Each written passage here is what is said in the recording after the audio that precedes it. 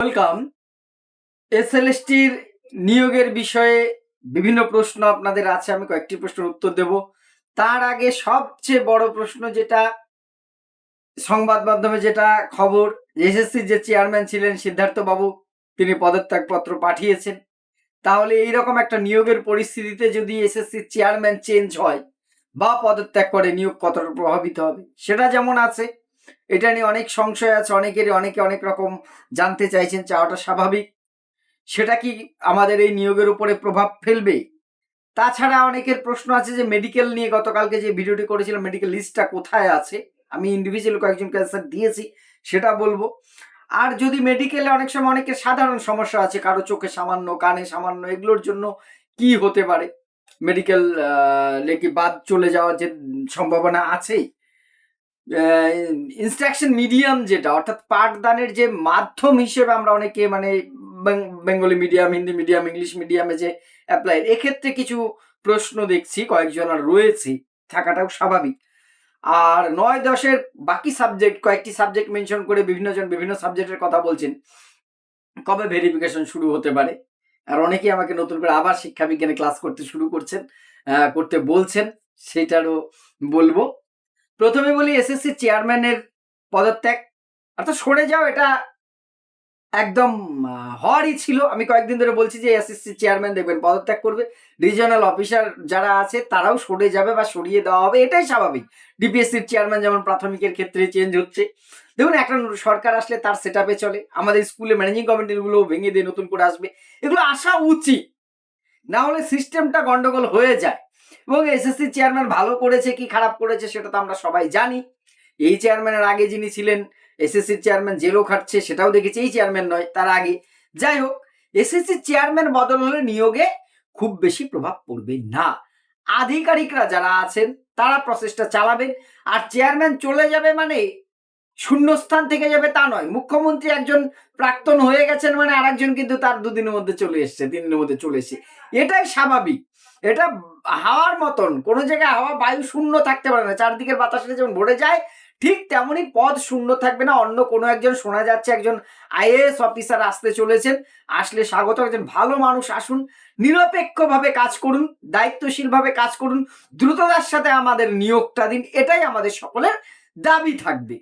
এবার আপনারা এতটুকু বিচলিত হবে না। দেখুন, সামান্য একটু ডিলে হবে, এটা ভোটের কয়েক মাস আগে থেকে আমি কিন্তু বলেছি, আপনারাও জানেন, আমার বলার অপেক্ষা থাকে না, স্বাভাবিক। ফলে কিছু ডিলে হয়তো হচ্ছে, কিন্তু নিয়োগে প্রভাবিত হবে না। এসএসসি চেয়ারম্যান কোনো পলিসি রেডি করেন না, এসএসসি নিজে একটা স্বশাসিত মানে সংস্থা, তারা করে, কিন্তু এটা সরকারের উপর ডিপেন্ড করে, অর্থাৎ গভর্নমেন্ট যে পলিসি নেয় সেটাই। এবং গভর্নমেন্টের অ্যাটিটিউডে আশা করি 2-3 দিনে আপনারা বুঝতে পেরেছেন। আমি যে কথাটা আগের থেকে বলে আসছি, নিয়োগটা কিন্তু হবে।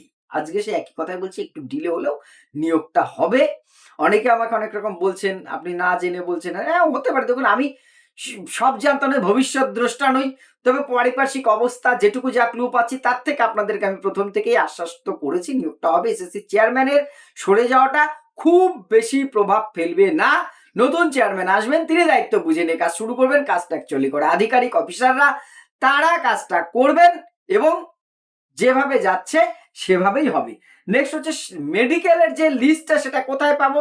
দেখুন, আমি আগেই বলেছি, এসএসসির কাজ পরীক্ষা নেওয়া, সিলেবাস তৈরি করা, পরীক্ষা নেওয়া, ইন্টারভিউ নেওয়া, আপনার এমপ্যানেল হলে রেকমেন্ডেশন দেওয়া, আপনাকে কাউন্সেলিং করে কোন স্কুলের জন্য রেকমেন্ড করে যে এসএসসির দায়িত্ব শেষ, এসএসসি শিক্ষা দপ্তরের হাতে আপনাকে ছেড়ে দেবে, যে এই স্যার বা ম্যাডামকে অমুক স্কুলের জন্য রেকমেন্ড করলাম, সুপারিশ করলাম।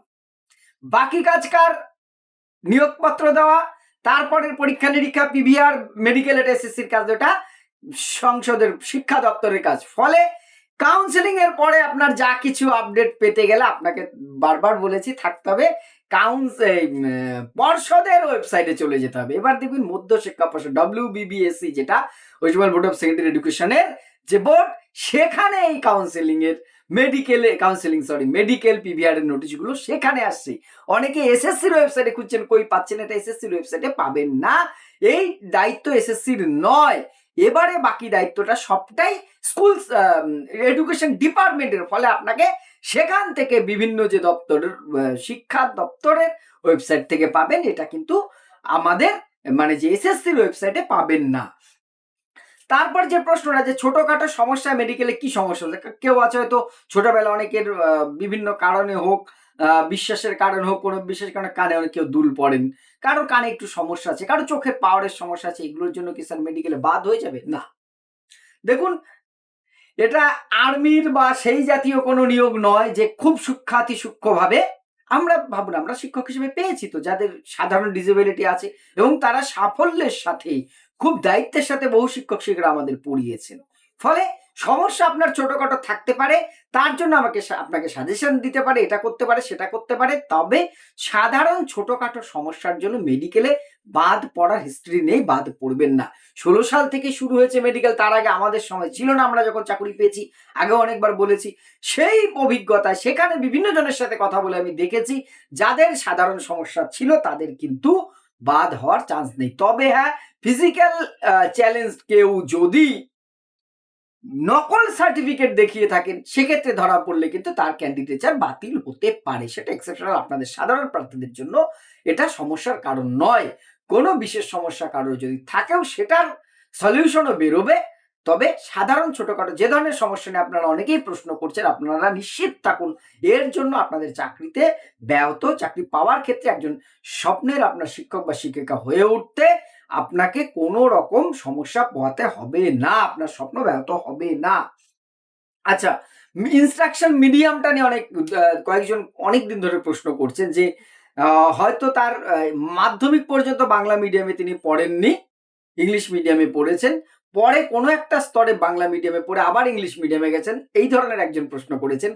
সেক্ষেত্রে তিনি কোন মিডিয়ামে পরীক্ষা দিতে পারবেন? সাধারণত যেটা, আপনি সেকেন্ডারি লেভেল পর্যন্ত বেসিকটা কোন মিডিয়ামে পড়েছেন সেটাই কিন্তু আপনার মিডিয়াম হিসেবে ধরা হয়। সাধারণত বলছি, নিয়মের অনেক এক্সেপশনাল ব্যাপার থাকে, হাতের 5টা আঙ্গুল এটাই সাধারণ নিয়ম, কারো 6টা হয়, ঠিক তেমনই ব্যতিক্রম কিছু জায়গা থাকতে পারে বা আছে, কিন্তু সাধারণত আপনি বেসিকটা যে মিডিয়ামে আপনি নিজে শিক্ষা নিয়েছেন বা শিক্ষা গ্রহণ করেছেন সেই মিডিয়ামটাই কিন্তু আপনি অ্যাপ্লাই করতে পারেন, এটা জেনারেল নিয়ম।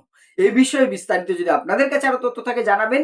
আর এই কোয়ারিটা বলছে, এবার আপনি যদি বাংলা মিডিয়ামের ছাত্র, আপনি বাংলা মিডিয়ামে অবশ্যই অ্যাপ্লাই করতে পারেন, আপনি গ্র্যাজুয়েশন অন্য মিডিয়ামে পড়লেও সেটা বড় সমস্যা নাও হওয়ার কথাটা, আপনার কিন্তু মাধ্যমিক স্তরের ইনস্ট্রাকশন মিডিয়ামটাই মেনলি দেখা হবে। কোশ্চেনটা আপনারা অনেকেই করেছেন যে 9-10 বিভিন্ন সাবজেক্ট মানে 9-10 লেভেলের অনেকগুলো সাবজেক্টের ভেরিফিকেশন এখনো হয়নি, সেই সাবজেক্টগুলো ভেরিফিকেশন কবে? আবারও বলছি, অনেকটা একই উত্তর হয়ে যাবে। কিছুদিন ডিলে হচ্ছে, ভোটের রেজাল্টের পরে গুছিয়ে নিচ্ছে এসএসসি নিজেকে, গুছাতে তো হবেই। একটা বাড়ি, একটা মালিক থাকতো, অন্য একজন হাত বদল যদি হয়, সেই বাড়িতে অন্য ভাড়াটিয়া আসে বা কেউ যদি বাড়িটা আবার কেনে, তাহলে সেই বাড়িটা পূর্বাবস্থায় ফিরতে তো একটু সময় লাগবে। নিজের মতন করে সেটআপ করে নিতে হবে। সবার একটা নিজস্ব টিম থাকে, সে অনুযায়ী তার সেটআপ অনুযায়ী চলে। সেই রকম একটা সেটআপ, একটা টিম ওয়ার্ক চলছে। কয়েকদিনের মধ্যে আপনাদের পরবর্তী লিস্ট আসবে। ধাপে ধাপে একবারে সব সাবজেক্টে চলে আসবে তা নয়, কোন সাবজেক্ট আগে পড়ে আসবে সেটা তো বলা যাচ্ছে না। একটা নির্দিষ্ট রুলস মেনটেন করেই হয়তো তারা আনছেন। পরবর্তী সাবজেক্টের কয়েকটি সাবজেক্টের লিস্ট কিন্তু খুব দ্রুত আসবে, ভেরিফিকেশন শুরু হবে, তারপরে কিন্তু নবম দশমের ইন্টারভিউ শুরু হবে। আমি নবম দশমের আমার ভাই বোনেরা যারা আছেন, দাদা দিদিরা যারা আছেন, অথবা যারা ইন সার্ভিস শিক্ষক শিক্ষিকারা সম্মানীয়রা আছেন, তাদের আবারও বলছি, আপনাদের কনফিডেন্ট লেভেল অবশ্যই হাই থাকবে, অনেকদিন ধরে প্রস্তুতির সময় পেয়েছেন, কিন্তু লং টার্মে কি হয়, একটু ডিলে পড়ে যায়। কিন্তু সেই থন্ডাইকের সূত্রের কথা মনে পড়ছে, অভ্যাসের সূত্র, অনুশীলনের সূত্র, অভ্যাসের সূত্র, অনভ্যাসের সূত্র। সেই অনভ্যাসের সূত্রের প্রভাবে যেন আমাদের এখানে না পড়ে, প্রস্তুতিটাকে তুঙ্গে নিয়ে যাওয়ার চেষ্টা করুন। খুব দ্রুততার সাথে এরপরে কিন্তু কাজে এগোবে বলে যেটুকু খবর পাওয়া যাচ্ছেই। এবার আরেকটা, আপনারা অনেকেই কমেন্ট করছেন, বহুজন আমার ফেসবুক মেসেঞ্জারেও মেসেজ করেছেন, আর হোয়াটসঅ্যাপ নম্বর কয়েকজন চেয়েছেন, আমি দিয়েছি। সেখানেও বলছেন স্যার আপনি আবার নিয়মিত ক্লাস শুরু করুন। অবশ্যই, আমি এডুকেশনের ছাত্র, ছাত্রদের পড়াই স্কুলে, আমি এডুকেশন সাবজেক্টটাই। আপনাদের সাথে আবার এই সাবজেক্ট নিয়েই এতটুকু পরিচয়। এসএলএসটির ক্লাসগুলো আমি পুরো সিলেবাসটাকে কভার করার চেষ্টা করেছি, আপনাদের রেসপন্স পেয়েছি। আপনারা যেহেতু আবার বলছেন, আমি আবার সিলেবাসটা অনুযায়ী শুরু করব। তবে এর পরের যে এসএলএসটি আসবে সেখানে কিন্তু সিলেবাস চেঞ্জ হবে কিছুটা, এটাও জানুন, কিছুটা সিলেবাস কিন্তু চেঞ্জ হবে, যেটুকু খবর পাচ্ছি। তবে যাই হোক, এখন যা আমার আছে সেই অনুযায়ী প্রস্তুতি শুরু করতে হবে। কয়েকটা দিন জাস্ট, আমি আবার আপনাদের নিয়মিত ক্লাসে ফিরবো। এই পরামর্শগুলো বা যে আপডেটগুলো যেমন থাকবে, আমি আবার সিলেবাসটাকে ক্লাস একদম আপ টু ডেট পাবেন এই চ্যানেলেই। সাথে থাকুন। আর আপনাদের মতামত, প্রশ্ন থাকলে অবশ্যই কমেন্ট করবেন। আর তার চেয়ে বড় কথা, আমার ভুল ত্রুটিগুলো অবশ্যই ধরিয়ে দেবেন।